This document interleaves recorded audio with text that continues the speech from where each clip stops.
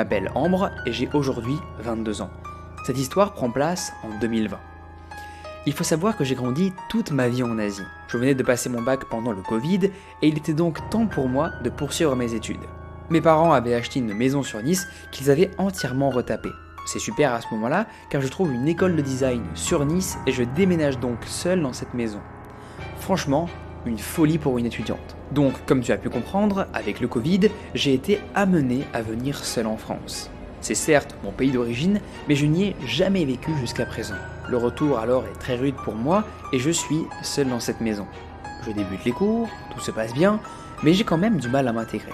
Je suis assez timide de nature, il faut le savoir. La France se retrouve confinée. Je décide donc de me confiner avec mon cousin, un de mes amis et l'une de mes meilleures amies de Chine qui est venue me rejoindre. Tout se passe super bien, on passe vraiment un confinement de fou dans une maison en plus de ça de folie, enfin bref, c'est le rêve. Milieu d'année, on retourne alors tous en cours. Mon amie de Chine, elle, était repartie. Je suis donc avec mon cousin, mon pote et un de mes potes qui venait occasionnellement à la maison. Le chien de mon cousin arrive à la maison. C'est un gros staff de 70 kg, mais c'est un amour. Il aimait tout le monde, c'était vraiment une peluche. Et ça a son importance pour la suite. Précision terminée, maintenant venons-en à l'histoire avec ce fameux Fabien. Évidemment, Fabien n'est pas son vrai prénom, elle a voulu protéger son identité pour la vidéo. Le retour à l'école se fait, et Fabien commence à parler avec moi petit à petit. Nous faisons connaissance. Il faut savoir que je suis très réceptive aux énergies des gens, et même en général. Mais bon, je me suis dit qu'il fallait que je fasse abstraction et que je devais au moins lui laisser une chance. Il faut savoir aussi qu'en prépa design, on a tous des projets individuels dans toutes ces matières. Et dans les 12 matières que l'on pouvait avoir, Fabien, ses projets, lui, étaient centrés systématiquement autour de la femme et du sexe. Il avait des propos déplacés sur les femmes et les proclamait ouvertement. Autant pour te dire que tout le monde dans la classe le trouvait bien étrange. De plus en plus, Fabien commence à avoir des propos déplacés envers moi, puis envers moi face à mes professeurs, du type « Ambre, c'est un amour. Attends, non, il faudrait plutôt qu'on fasse l'amour. » Bien Space, le frérot, ah oui là il faut fuir, il faut fuir ou virer cette personne-là, dans ces cas-là, mais mes professeurs riaient, sûrement nerveusement je pense. Je me sentais bien seul face à lui et j'étais surtout extrêmement gêné. De plus en plus, il commençait à me faire peur. Je ne saurais t'expliquer, mais c'était dans son regard et dans son attitude. Il m'a terrifié au premier degré. J'ai donc fini par prendre mes distances avec. Mais pas de chance, en design de produit, notre prof nous met en groupe et on doit concevoir une lampe. Les différentes étapes du projet se font, j'essaie d'être pro et de bosser correctement, mais c'est tout. Évidemment, Ambre doit concevoir une lampe avec qui ? Fabien. J'avais raconté à mon cousin et mon pote qui vivaient avec moi tout ce qu'il se passait et comme quoi il me faisait très peur. Donc, ça me rassurait, je sais qu'ils étaient là pour moi au cas où. Arrive donc le moment du projet où il faut concevoir cette lampe à taille réelle. Une chose importante à noter, c'est que c'était l'époque où le couvre-feu à 18h était encore d'actualité. Sachant que Fabien habitait à 3 heures de Nice, 2 options alors se présentaient à moi. Soit j'allais chez lui passer la journée à faire cette lampe, je reste le soir et je repars le lendemain, ou soit, à l'inverse, il vient et repart lui le lendemain. Étant donné que j'habitais avec 2 hommes et un gros chien qui me quittait pas, j'ai opté pour l'option numéro 2. Je n'allais en aucun cas faire cette lampe seule, ni aller même m'aventurer chez lui. L'histoire reprend alors le jour J. Un samedi matin, je vais donc le chercher à la gare de Nice, et dès lors, il me dit qu'il faut qu'on s'arrête à la Fnac, acheter un cadeau pour l'anniversaire de sa petite sœur, qui est demain. Je souffle un peu parce que je suis pas là pour l'accompagner faire ses courses quoi. Mais bref, on y va rapidement. Et là, il me pose plein de questions sur ce qu'il devrait prendre, etc.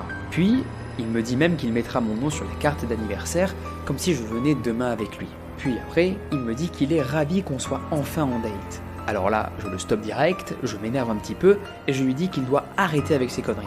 Que ce n'est pas du tout un date, que ce n'est pas drôle, et que là, il se voit juste pour travailler, et rien d'autre. Autant te dire que l'ambiance dans le bus là est bien gênante.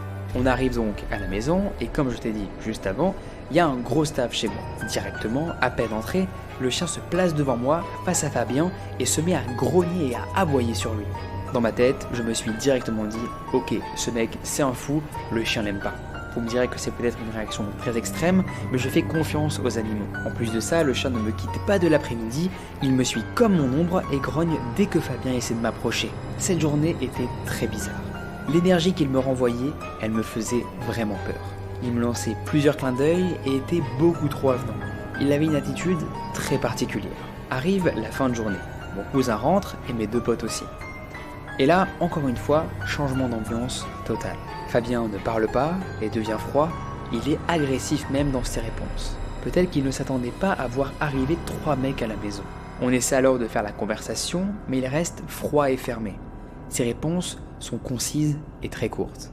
Je me disais qu'il était peut-être timide, mais encore une fois, je suis très réceptif aux énergies, et celle-ci était très pesante. Même mes potes venaient me voir en me demandant mais qu'est-ce qu'ils avaient dit pour qu'ils soient froissés comme ça.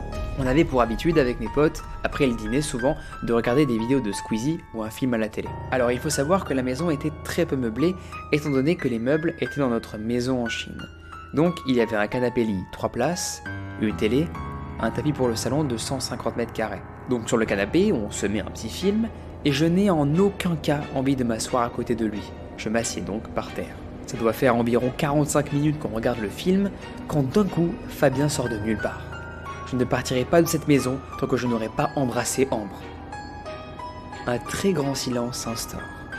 Tout le monde se dit à ce moment-là, mais qui est ce fou? Et d'un coup, mes potes explosent de rire. Ils pensent tous à ce moment-là que Fabien fait une blague. Pourtant, son visage paraît très sérieux. J'étais tellement gêné et surtout terrifié. Fabien me faisait vraiment peur. Le moment de se coucher arrive donc. J'indique à Fabien sa chambre et il me dit que demain matin, il devra partir alors à 6h20. Et je lui dis donc que je serai debout pour lui ouvrir les différents portails. Tous les soirs, j'ai l'habitude de monter dormir avec le chien et de fermer ma porte à clé. Toujours, sans exception. Sauf que ce soir-là, mon cousin me dit qu'il voulait rester en bas devant la télé avec le chien. Et qu'il allait donc monter quand il irait se coucher. Vous l'avez bien compris, tu l'as bien compris, je n'ai donc pas dormi avec la porte fermée à clé ce soir-là. Une note assez importante à savoir, c'est que mon lit c'était un futon, un tapis japonais à même le sol. Je l'avais placé devant la porte de la chambre, donc je dormais face à la porte. Et là, en pleine nuit, je me réveille en sursaut par le chien qui aboie. Je suis encore dans les vapes quand j'aperçois à même pas 2 mètres de moi la porte grande ouverte. Et devinez qui? Fabien est au-dessus de mon lit, immobile, et il m'observe dormir. Là, je me demande si je ne suis pas dans un rêve. Je ne comprends vraiment pas ce qui se passe. Mon chien se met à grogner et à aboyer de plus en plus. Je lui demande ce qu'il fait là, mais il ne me répond pas. Il reste complètement statique. Alors je note en plus que je dormais nu dans mon lit tranquillement. Donc je me couvre et je m'énerve et je lui demande ce qu'il fout là. Je lui dis qu'il me fait peur et qu'il doit directement se barrer d'ici. Doucement alors, il se retourne et repart dans l'obscurité. Je me lève, je ferme la porte de ma chambre. Je tremblais encore. Je me suis habillé en vitesse et je suis alors descendu. Sauf que je ne le trouve pas dans la maison. Je remonte alors voir dans sa chambre, pas là non plus. Ni même dans la salle de bain. Là, j'ai le cœur qui bat à 1000 à l'heure. Je redescends, j'essaie de l'appeler doucement, mais zéro réponse. Et en fait, il s'avère que le salon en bas était un L. Et donc là où se trouvait le canapé, c'était un peu caché. Et dans le noir, on n'arrive pas trop à voir. Il se trouvait assis en fait, dans le noir, sur le canapé. Et là, je lui ai dit « Mais tu fous quoi là? Je te cherche depuis tout à l'heure !» Il me répond alors sèchement « Bah, je t'attendais quoi !» Et là, mon intuition m'a dit directement qu'il devait partir tout de suite. Il faut savoir que j'avais laissé le chien dans ma chambre à ce moment-là. Je l'accompagne alors au portail et il me demande tranquillement « Tu me raccompagnes à l'arrêt de bus ?» Ce que je lui réponds directement « Non !» Et il me dit « Bon bah tu m'embrasses alors ?» Ce à quoi je réponds « Bah non !» Et il me dit « Bon bah alors à demain !» Et là je lui ai dit « Non, tu pars tout de suite !» Et j'ai fini par refermer le portail et remonter chez moi en courant. J'ai pas réussi à me rendormir. J'ai attendu que la maison se lève pour leur raconter ce qu'il venait de m'arriver. Et en plus, ils me disent qu'ils n'avaient absolument rien entendu et qu'ils dormaient tous profondément.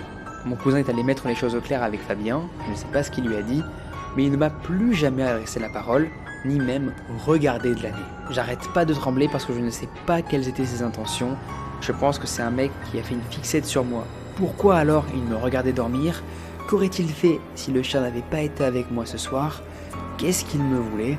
Enfin bref, les semaines qui suivaient, j'avais mis du temps à réussir à dormir. Et d'ailleurs, mes potes dormaient dans la chambre avec moi, tellement j'avais peur.